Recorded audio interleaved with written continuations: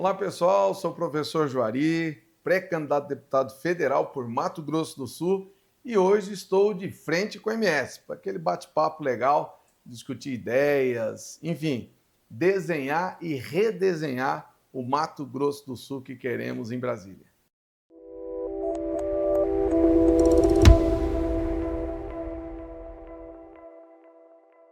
O PSDB ele tem uma história. Acho que o partido político ele tem que ter feito entregas para ter credibilidade para continuar atuando. Então nós temos aí Fernando Henrique Cardoso, em 94, eleito, uma vez que tinha sido ministro da Fazenda e proposto na época a URV, que é Unidade Real de Valor, que depois, a posteriori, acaba sendo o real. Então o PSDB é um partido que já fez uma entrega para o Brasil. E, claro, durante muito tempo o PSDB atuou em nível nacional. Aqui, num cenário de Mato Grosso do Sul, podemos dizer que foi o maior partido, fazendo aí Reinaldo Azambuja, governador, 2 mandatos, maior bancada federal, deputados estaduais, vereadores no Mato Grosso do Sul. Até hoje, por exemplo, nós temos 256 vereadores no estado do PSDB, mas chegou num certo momento e, por alguns desafios, eu acredito, por exemplo, da gente não ter tido candidatura em 2018, candidatura em 2022, isso fez com que o PSDB diminuísse de tamanho, forçando algumas personagens importantes nesse processo todo, como o próprio Reinaldo Azambuja e o Eduardo Riedel, deixaram o partido. Só que como nós acreditamos na social-democracia, acreditamos numa terceira via, nós defendemos um PSDB que agora se reconfigura na presidência do Aécio Neves, né? Nada contra o ex-governador Perilo do Goiás, mas o perfil do Aécio é um perfil melhor para o PSDB. E o Aécio propôs para nós, para mim e para o deputado Caravina, que a gente pudesse reestruturar o PSDB aqui no Mato Grosso do Sul. E assim nós fizemos. Hoje nós temos aí 3 parlamentares de 24, temos o deputado Caravina, o deputado Paulo Duarte, que saiu do PSB, veio para o PSDB, e a deputada Lia Nogueira. Temos os nossos pré-candidatos a deputado estadual, que são os vereadores de Campo Grande, vereadores também, ex-prefeitos do interior, alguns vereadores e suplentes de vereadores também do interior, e o PSDB se reconfigura nesse momento e, com certeza, nós vamos entregar um deputado federal, que é o acordo que nós fizemos com o presidente nacional do PSDB, que é o Aécio Neves, e pelo menos 4 deputados estaduais nessa eleição de 2026. Então, o PSDB está planejado, o PSDB está se reestruturando para fazer uma entrega nessa eleição desse ano de 2026. Tem um projeto próprio. A gente acredita, por exemplo, que hoje, por conta da polarização, e algumas pessoas erram muito nessa classificação de direita e esquerda. Eu insisto que essa terminologia ela nasceu no século XVIII na França. Os girondinos, que apoiavam o rei, ficavam à direita. Os jacobinos, contrários ao rei, ficavam à esquerda. E naquele momento de discussão, criou essa terminologia de direita e de esquerda. Na verdade, o que deve se pensar hoje é se a proposta econômica ela é uma proposta liberal, ou seja, que tem uma base no liberalismo de Adam Smith, por exemplo, que tem a teoria máxima do laissez-faire, laissez-passer, que significa deixar fazer, deixar passar, onde o Estado não interfere na economia. Esse é o liberalismo proposto, tá? Que, teoricamente, aqueles que falam que são de direita deveriam conhecer, por exemplo, o livro A Riqueza das Nações, que dá uma ideia, né, do que é o liberalismo econômico. Tá? Então, isso aí seria uma direita. E a esquerda seria, nessa teoria, aqueles que defendem a maior autonomia do Estado, enquanto a direita prega a desestatização da economia, a chamada esquerda, com fundamento em Marx, Lenin, Stalin, enfim, prega a desestatização da economia. Aliás, a estatização da economia. A direita prega a desestatização e a esquerda prega a estatização, ou seja, o Estado tem que controlar tudo. Então, diante de toda essa discussão de direita e de esquerda, o PSDB, tendo base em Jospin, Portugal, Tony Blair, Inglaterra, Fernando Henrique Cardoso no Brasil, ele constrói uma terceira via, uma alternativa de que você pega aquilo que é importante das privatizações, que, vamos dizer, pauta de direita, mas não esquece de assistir aquele que necessita, né? Assistir com auxílio, fazer uma discussão política de inserção no comércio, no trabalho, enfim. Então, a terceira via, que é proposta pelo PSDB, na minha concepção, é o caminho mais correto. Aí alguém pode dizer assim, mas essa é uma teoria de centro. Na verdade, não existe centro. Ou você concorda com o liberalismo econômico, ou você concorda com aquilo que se prega no socialismo. Para você não estar dentro de um e dentro do outro, você constrói uma terceira via que não é centro. Terceira via seria a junção daquilo que é bom de cada lado e constrói-se um caminho, né? Ora concordando com os que estão à frente num projeto socialista, ora concordando com os que estão à frente com um projeto liberal. Então, essa discussão ela é muito mais teórica do que prática, né? Então, o PSDB faz hoje, com muita tranquilidade, uma discussão política, vendo economia, se o nosso câmbio tem que ser fixo, se o nosso câmbio tem que ser flutuante, uma discussão de estruturação. Nós temos que assistir quem precisa, sim, mas temos que inseri-lo também no mercado de trabalho. Não adianta você só dar o peixe, você tem que ensinar a pescar. O cara, se ele tem um benefício, por que ele é beneficiário e não pode trabalhar? Ele tem que trabalhar, você tem que assisti-lo. A partir do momento que ele tem um registro em carteira, ele toca a vida dele sem precisar do governo. Então, nós temos que fazer uma discussão política hoje, defendida pelo PSDB, de um país autônomo, de um país que consiga ter uma política de entregas. Eu falo o seguinte, ninguém tem a obrigação de dar a palavra, mas se deu, tem que honrar. Foi dada a palavra ao presidente Aécio Neves e, infelizmente, não se cumpriu. Seria os 3, depois seria 2, depois ficou nenhum. E hoje, nós do PSDB entendemos que não é só números, não é somente números, nós temos que ter qualidade. Então, nós temos uma chapa de deputado federal e deputadas, deputados estaduais e deputadas, que eu tenho certeza absoluta que não vai ser só números. Se você olhar os 9 integrantes da chapa de federal e os 25 integrantes da chapa de estadual, eu garanto ao presidente Aécio que agora ele vai ter uma bancada tucana raiz de verdade. Até porque, se você olhar para os ex-tucanos que saíram, que eram os deputados federais, eles passaram em vários partidos e, de acordo com a conveniência, eles estiveram no PSDB. Eles nunca foram PSDB de fato e de direito. Eu mesmo, se tivesse a janela, porque enquanto vereador eu não tenho janela, a janela é só 28. Mesmo se eu estivesse no período de janela partidária, eu não sairia do PSDB, porque eu tenho convicções de que a social-democracia é a melhor alternativa para o Brasil.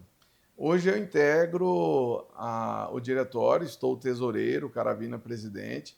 A chapa da municipal foi montada na época ainda do deputado Beto, quando o Beto estava de presidente.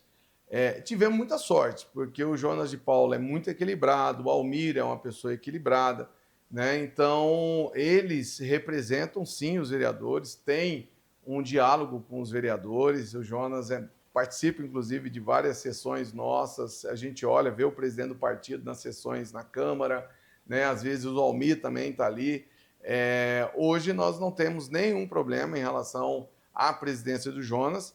Nós, na época, só estranhamos porque os vereadores não foram comunicados.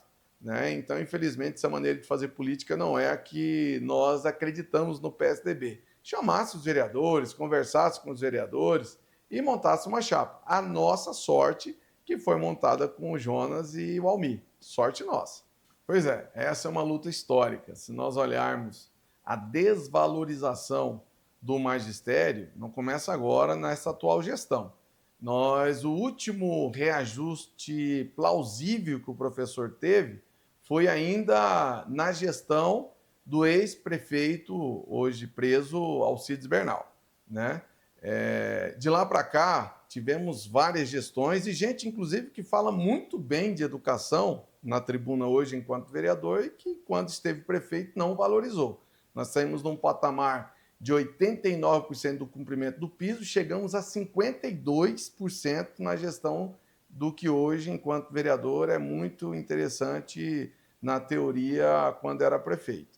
E hoje estamos caminhando para uma repactuação, já temos uma lei, né? Esse ano deve se cumprir 10,40, a administração repactuou, né? Nós tivemos 2% em janeiro, 5,40 tem que ser cumprido em maio e 3% em setembro para pagamento em outubro.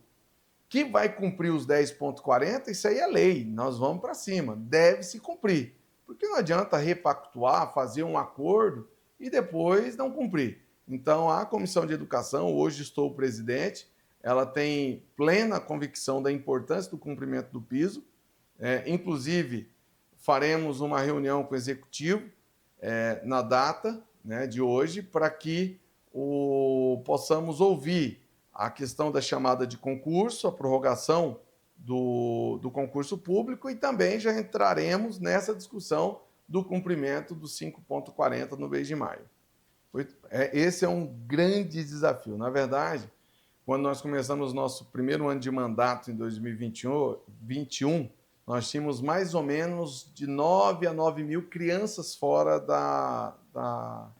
das creches.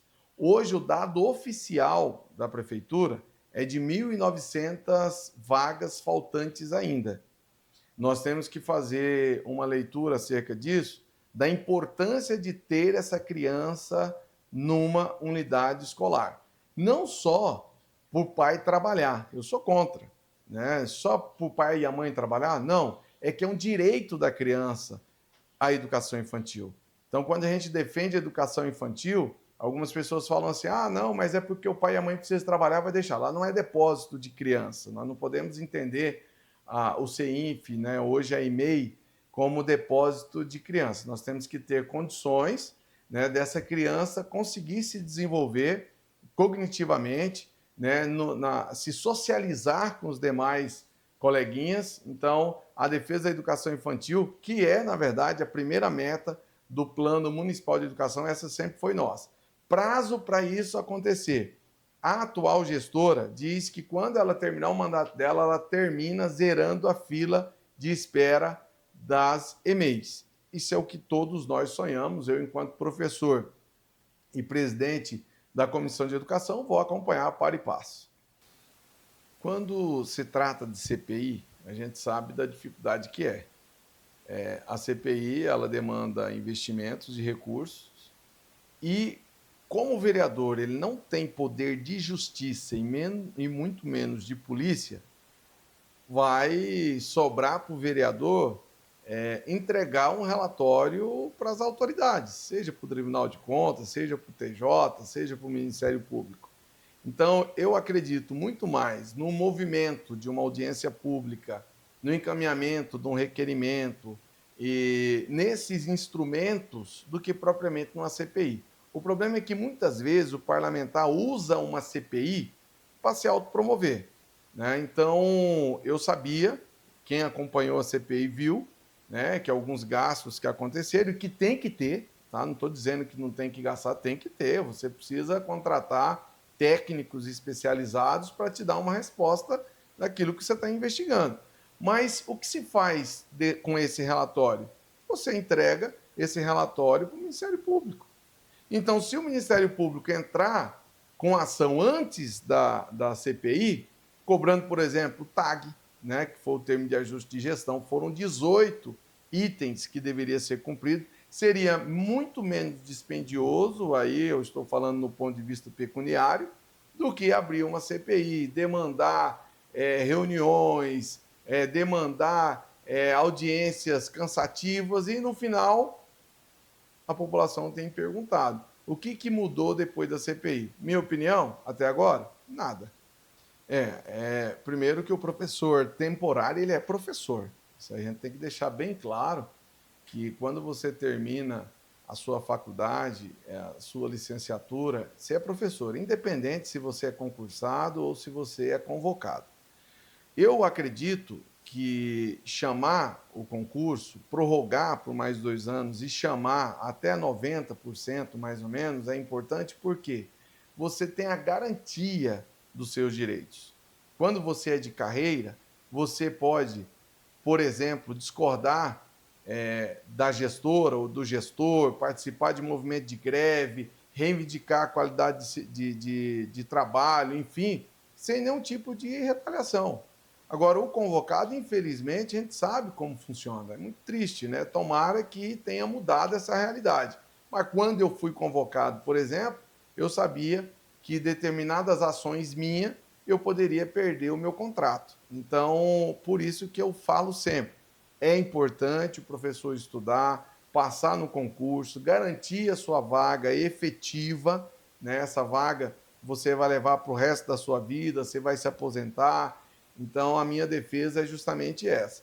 Eu acredito que o convocado e o efetivo, os dois são professores. Eu acho que não tem que ter diferenciação de ambos, mas a garantia de pelo menos 90% da rede efetiva mostra um maior comprometimento do executivo para com a carreira. E aí tem um detalhe que eu acho interessante, que esses 10% são as margens. Por que margem? Quando o diretor ou a diretora, o adjunto, está à frente da direção, um convocado tem que estar no lugar dele. Então, você tem que ter uma margem. Quando um professor é cedido para um outro órgão, você tem que ter uma margem de convocação. Então, acho que 10% seria uma margem tolerável. Primeiro, a questão da reestruturação do ambiente de trabalho, né? Você dar aula numa sala escorada com eucalipto, como já aconteceu, é muito difícil. Então, o Juntos pela Escola, se você perguntar hoje para os diretores, eles vão dizer, hoje você tem mobiliário, algumas escolas já têm ar-condicionado, a estrutura física melhorou muito. O que nós precisamos é melhorar justamente o salário desses servidores. Nós precisamos fazer com que o professor receba bem, que tenha o seu salário. Precisamos de concurso para as assistentes de educação infantil, para as assistentes de educação inclusiva. Precisamos melhorar o salário dos administrativos, que é feio se você pegar hoje o contra-cheque de alguém que é administrativo, que faz a merenda, que limpa a escola, que acolhe nosso aluno, é vergonhosa, né, a remuneração desse servidor. Então, nós precisamos fazer uma política que, de fato, valorize a educação como um todo, porque o administrativo também é educador. Quando limpou a sala, preparou o ambiente, o aluno está alimentado, acolheu bem esse aluno na entrada da escola, chega lá para dar aula. Eu sou professor de história. Eu vou dar aula de história, minha sala está limpa, meu aluno está alimentado, todo mundo contribuiu para que a educação acontecesse. Então, todos são educadores, todos estão no processo, e a gente tem um termo, né, que alguns dão risada, mas é verdade, estamos num processo de ensinagem. Nós precisamos, e essa terminologia cabe a algumas pessoas, mas sabe o que é processo de ensinagem? Todo mundo está junto no processo ensino-aprendizagem. Eu falo o seguinte, eu prefiro que você me chame de professor, porque eu sou professor.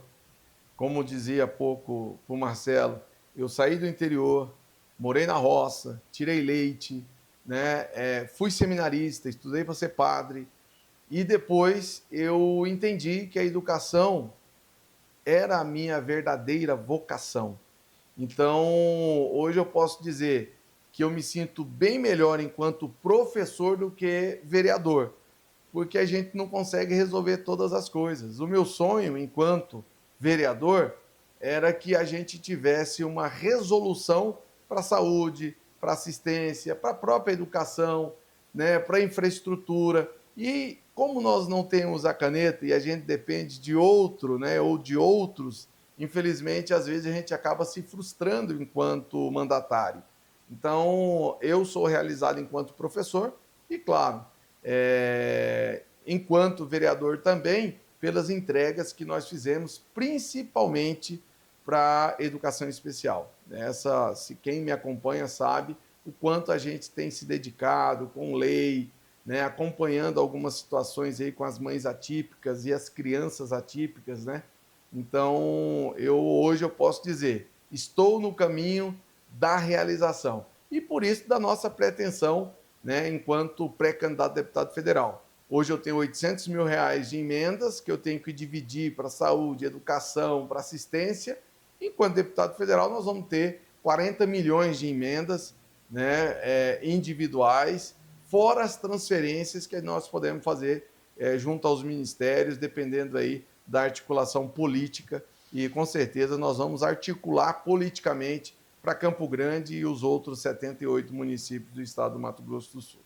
A gente, toda vez que solicita, eu posso falar do meu mandato, toda vez que eu solicito ao Executivo, em forma de ofício, uma resposta para determinadas situações, eu tenho a resposta, né? É quase que imediato. Eu mando o ofício, na sequência, o próprio secretário me liga, me chama, explica, abre na frente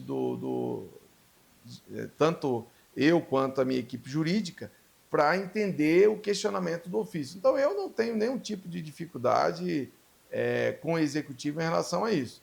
Já fiz isso na CEMED, aliás, faço constantemente por ser professor. O secretário Lucas, de maneira muito transparente, abre para mim, mostra aquilo que estou questionando. O secretário Ulisses também, eu tenho uma tranquilidade em despachar com ele, como a Andréa da CEMADI, vários secretários, o Ademar, né, não é secretária, mas a Andréa da Getran, tudo que a gente precisa saber é de imediato. Então, a gente concilia muito bem esse fazer do vereador. Primeiro, eu digo o seguinte, você que está nos acompanhando, qual deputado federal que você tem uma relação de proximidade? Toda campanha, os discursos de educação, saúde e assistência são os mesmos. Eu quero fazer, enquanto pré-candidato, e se tiver a chance de representar o sul-mato-grossense em Brasília, eu quero fazer lá o que eu estou fazendo aqui na Câmara Municipal. A gente tem entregas. Na inclusão, por exemplo, a lei do segundo acompanhante em eventos culturais, cinema, enfim, nós conseguimos emplacar. A escola amiga do empresário, né? Nós fizemos também. A alfabetização da terceira idade, aí eu falo digital, projeto nosso. E tantos outros projetos que nós temos. Irmãos na mesma escola, um projeto importantíssimo. O pai matriculava o filho numa escola, o segundo filho numa outra escola, tinha que atravessar a cidade. Fizemos um projeto, mesmo tendo o respaldo do Estatuto da Criança e do Adolescente, que já determina isso, nós regulamentamos em Campo Grande. Então, o que eu quero fazer uma vez deputado federal? Olhar para o Mato Grosso do Sul, levar uma discussão técnica, porque não é fácil você estar no Congresso Nacional, olhe os projetos dos nossos deputados e avalie. Né? Eu falo, por exemplo, quem representa de fato e de direito a educação? Qual deputado tem hoje que é professor de carreira no Congresso Nacional? No Mato Grosso do Sul não temos ninguém. Então nós precisamos ter alguém que represente com qualidade no Congresso Nacional, especificamente na Câmara de Deputados. É uma honra poder fazer essa discussão importante para Mato Grosso do Sul, para Campo Grande, a cidade que eu escolhi viver, e colocar toda a nossa experiência enquanto professor, e agora estou no segundo mandato de vereador, à disposição da população sul-mato-grossense. Podemos contribuir com ideias, com projeto e, claro, nunca perdendo a essência de ser humano. Não adianta você ser deputado federal, senador, governador, presidente da República, vereador ou qualquer cargo que você esteja, se você não olhar com carinho para o ser humano, para a dor do outro. Eu sempre falo que na filosofia a gente aprende o princípio do para o outro. Aquilo que está bom para mim, às vezes não está legal para o outro. Então, o político tem essa obrigação de olhar para o ser humano, fazer e determinar algumas situações políticas que atenda de fato à sociedade. Então, esse é o professor Juari, que veio da roça, que foi para o seminário, estudou a educação como resultado e hoje represento você em Campo Grande e quero, claro, com muita tranquilidade, no diálogo, discutir Mato Grosso do Sul como pré-candidato a deputado federal. Esse é o professor Juari de frente com Mato Grosso do Sul.